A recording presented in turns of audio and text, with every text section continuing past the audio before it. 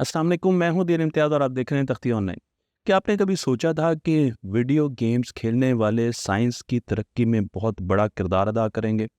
आज मैं आपको एक ऐसी गेम की तरफ लेकर जा रहा हूं जिनके खेलने की वजह से लोग आहिस्ता आहिस्ता साइंसदानों की मदद करते जाएंगे और उनके लिए रिसर्च बहुत आसान बनाते जाएंगे। जी हाँ, मैं एक वीडियो गेम की तरफ लेकर जा रहा हूँ आपको, जिसका नाम है बॉर्डरलैंड 3। मैंने भी वैसे इसका नाम इसी रिसर्च में सुना है और खेली नहीं है, लेकिन इस वीडियो गेम ने एक नया इनिशिएटिव लिया और वो इनिशिएटिव ये है कि इसके लाखों गेमर्स जो खेलने वाले हैं, इन्होंने उनकी मदद ली है और उनकी मदद से ये इंसान के पेट में जो बैक्टीरिया है उसे उसके पजल को सॉल्व करने की कोशिश कर रहे हैं। इस वक्त 16 लाख गेमर्स इस गेम को खेल रहे हैं और उनके साथ साथ वो इस गेम के अंदर बिल्ट इन पजल्स को सॉल्व कर रहे हैं, जिससे साइंटिफिक स्टडीज आगे बढ़ रही हैं। मैं आपको ये बता दूं कि इस अप्रैल में बॉर्डरलैंड गेम रिलीज की गई थी और इसने तकरीबन 8 महीनों में, बल्कि 6 महीनों में अपनी 8 मिलियन 80 लाख कॉपीज सेल कर दी। तो ये बहुत ज़्यादा फैलने वाली ताकतवर गेम है जो कि लोगों में बहुत ज़्यादा पॉपुलर भी है। और अब पहली मर्तबा ये हुआ है कि इसमें साइंस डाल दी गई। वैसे तो ये कॉन्सेप्ट मुझे पर्सनली पसंद नहीं है, क्योंकि ये एक बड़े बजट की फर्स्ट पर्सन शूटिंग गेम है, तो गोलियां चलाने वाली गेम है। और अगर आप गोलियां चलाने वाली गेम में साइंस को डालेंगे और बच्चों को कहेंगे कि आप इनको खेल लें और आप साइंस की मदद कर रहे हैं, तो मेरे ख्याल में वो शायद साइंस की तो मदद कर रहे हैं, लेकिन जो उनकी साइकोलॉजिकल जो डिटोरेशन हो रही है, जो उनकी नफ्सियात पर असर पड़ रहे हैं इस किस्म के गेम्स खेलने पर, वो काफ़ी डिबेटेबल है। तो आप जब इस गेम को खेलेंगे तो अब आप साइंसदानों की मदद कर रहे होंगे, और वो कैसे कर रहे होंगे।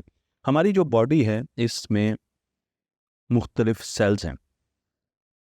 43%, 43% सेल्स हमारी अपने ह्यूमन ओरिजिन के हैं, जबकि बाकी 53% फॉरेन सेल्स हैं। अब आपका सवाल ही होगा कि फॉरेन सेल्स, इंसान की बॉडी में तकरीबन 37.2 ट्रिलियन सेल्स मौजूद होते हैं और इनमें बहुत बड़ा हिस्सा फॉरेन माइक्रोब्स का है, जो कि हमारी बॉडी के अंदर हैं और वो हमें मदद देते हैं।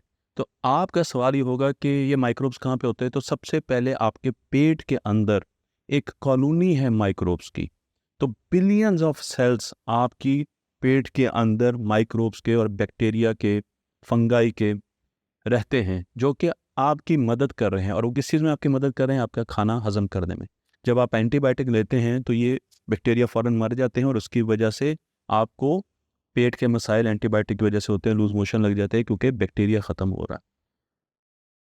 ये बैक्टीरिया, ये माइक्रोब्स हमें डाइजेशन में मदद देते हैं। हमारे जो एनर्जी के रिएक्शन है, जिन्हें मेटाबॉलिज्म कहा जाता है, तो मेटाबॉलिक रिएक्शंस में मदद देते हैं। हमारे इम्यून सिस्टम को डेवलप करते हैं, हमारे टिश्यूज़ को रिपेयर करते हैं। तो इनके बगैर हमारे लिए ज़िंदा रहना मुमकिन नहीं है और इनका ख्याल रखना भी हमारी ज़िम्मेदारी है, क्योंकि ये अच्छे माइक्रोब्स हैं जो कि हमारी गट में, हमारे इन यहाँ पर मैदे पर और फिर इंटेस्टाइन्स में मौजूद होते हैं। और हम इनका ख्याल अपनी न्यूट्रिशन से, अपनी अच्छी खानों की आदतों से रखते हैं और रख सकते हैं, जो कि एक बिल्कुल अलग टॉपिक है और उस पर मैं वीडियो बनाऊंगा। न्यूरो लीडरशिप की जो सीरीज़ हमारी चल रही है, लेकिन इनका डीएनए हमने सीक्वेंस करना है।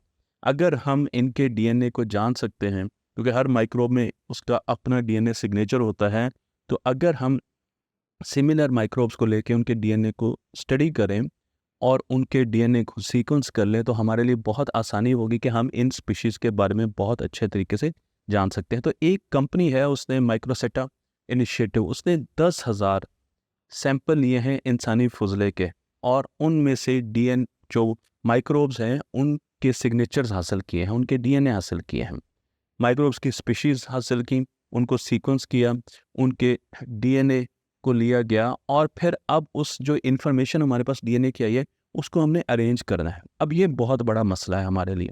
उस डीएनए को अरेंज करना बहुत ज़्यादा कंप्यूटेशन और इंटेलिजेंस मांगता है।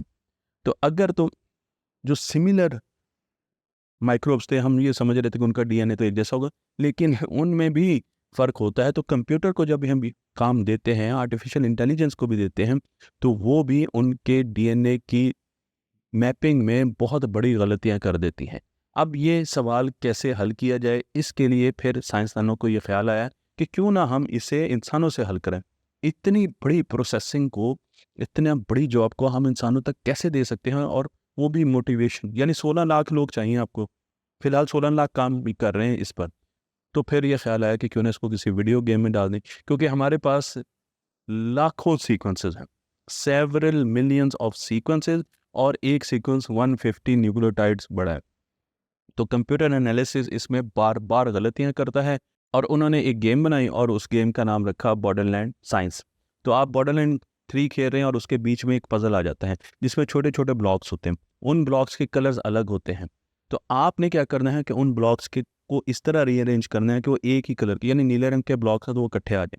अगर वो सब एक लाइन में आ जाते हैं तो आपने साइंसदानों की एक मदद कर ली, एक छोटा सा सीक्वेंस डीएनए का रिजॉल्व कर लिया।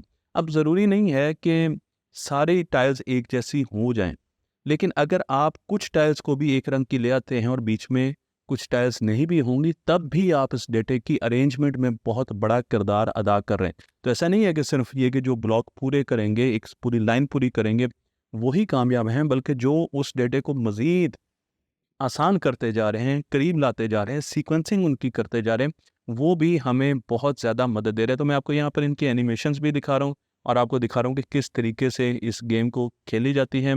और इससे फ़ायदा ये होगा कि एक तो हमारे पास गट बैक्टीरिया का बहुत ज़्यादा इन्फॉर्मेशन और नॉलेज बनता जाएगा। दूसरा ये कि ये एक ओपन स्टडी है।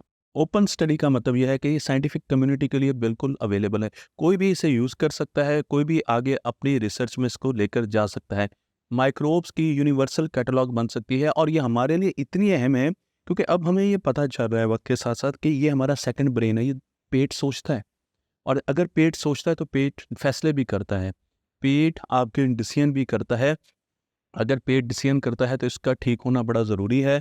इसके अंदर जो माइक्रोब्स हैं उनको हेल्दी रखना बड़ा ज़रूरी है। खानों के बारे में हमें पता होना ज़रूरी है। तो इसकी जो एप्लीकेशन है वो फ्यूचर में आपको मेडिसिन में भी नज़र आएंगी।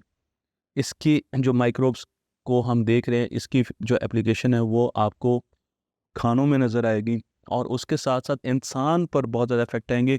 हमें पता चलेगा कि हम किस किस्म की एक्सरसाइजेज से इस माइक्रोब को बढ़ा सकते हैं, किस किस्म की जो इनटेक है उससे इस माइक्रोब को आगे लेकर जा सकते हैं।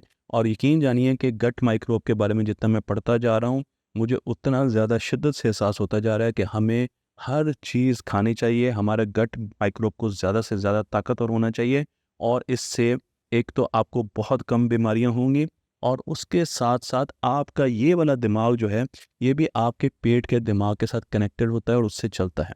तो अगर आपका पेट का दिमाग सही है तो वो आपके इस दिमाग से भी सही फैसले कराएगा, और स्पेशली आपको अपने जज्बात पर कंट्रोल होगा, इमोशंस पर। ये ऐसे हिस्से को जाके हिट करता है जो कि इमोशंस और बिहेवियर। तो अगर बच्चे सही बिहेव नहीं कर रहे, इमोशंस नहीं हो रहे, तो उसकी और भी बड़ी वजूहत हो सकती हैं।